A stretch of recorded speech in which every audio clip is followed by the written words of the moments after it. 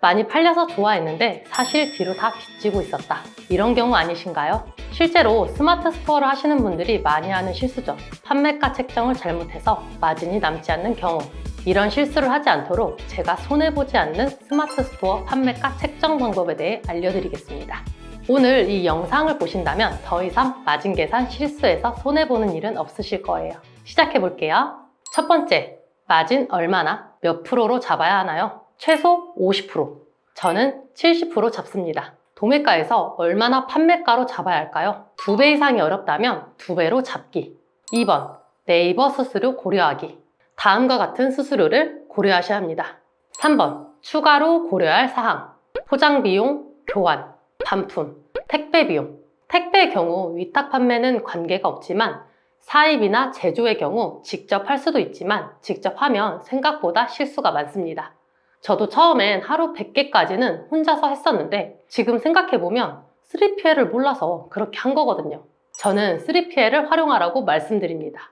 요새는 보관비를 안 받는 곳도 있고 택배비나 별반 차이가 많이 나지 않습니다. 직접 싸서 직접 송장 출력하고 택배 보내고 하는 것보다 차라리 100원, 200원 더 주고 3PL을 활용하라고 말씀드립니다.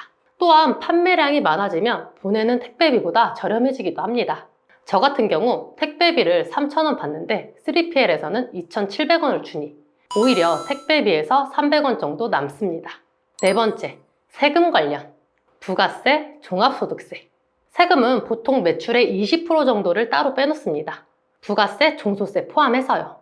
따로 빼놓으면 그 이상 돈이 쌓이면 쌓였지 모자라진 않더라고요. 부가세는 10%, 종합소득세는 벌면 벌수록 더 많이 내시는 거 알고 계시죠? 부가세의 경우는 어차피 고객님들에게 받는 부가세를 미리 다른 통장에 빼놓으면 내는데 아무 문제가 없습니다. 오히려 빼놓은 금액보다 훨씬 덜 내기도 하고요. 그런데 문제는 종합소득세.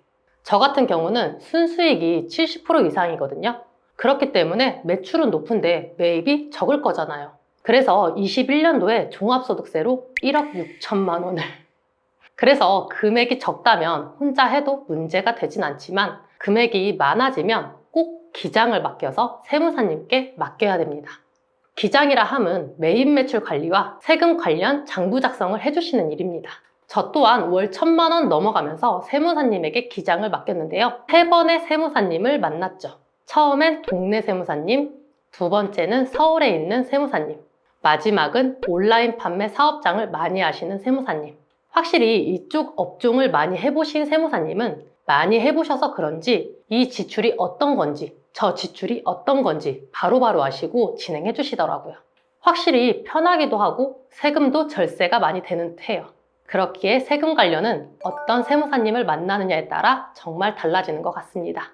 다섯 번째, 탑셀러들과 비교되지 않도록 가격 경쟁 피하는 방법이 있다면 가장 베스트는 직접 제조를 하는 게 좋겠죠. 똑같은 제품은 경쟁이 무조건 일어날 수밖에 없는 구조이기 때문에 직접 제조가 가장 좋고요. 꼭 그 제품을 팔아야 한다면 탑셀러들이 들어가 있지 않는 세부 키워드를 공략하는 게 좋습니다. 없다 하시는데 있습니다. 카테고리를 아예 바꿔서 팔아도 되고요.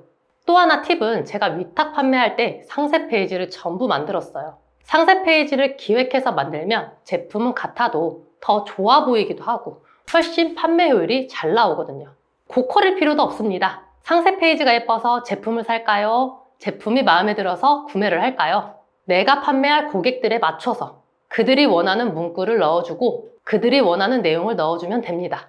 여기서 중요한 것은 원래 있던 상세 페이지를 활용해서 절대 하지 마시고 제품 눕기까지 따도 되지만 완전히 다르게 새롭게 만들어서 업로드 하시면 판매 효율 2배 이상은 무조건 올라갑니다. 그런데 어떤 분들은 포토샵을 아예 하지 못하실 수도 있잖아요. 그래서 제가 포토샵을 아예 하지 못하시는 분들을 위해서 뭘 만들고 있냐면요. 사진과 글씨만 갈아 끼울 수 있도록 템플릿을 만들고 있습니다. 그러면 색상 원하는 색으로 바꾸고 사진, 글자 이렇게만 바꿔도 바로 업로드할 수 있게 대박이죠? 이거는 저희 교육생들한테만 공개를 하고 있습니다. 제가 오늘 말씀드린 내용처럼 마진은 최소 50%로 잡아야 합니다. 그리고 고려해야 할 다른 항목들이 있었죠? 네이버 수수료, 포장 비용, 교환, 반품 비용, 택배 비용. 그리고 마지막으로 세금 관련 비용까지 이 모든 것들을 신경 쓰셔서 손해보지 않는 스마트 스토어 운영을 하시기 바랍니다. 그럼 다음 영상에서 만나요.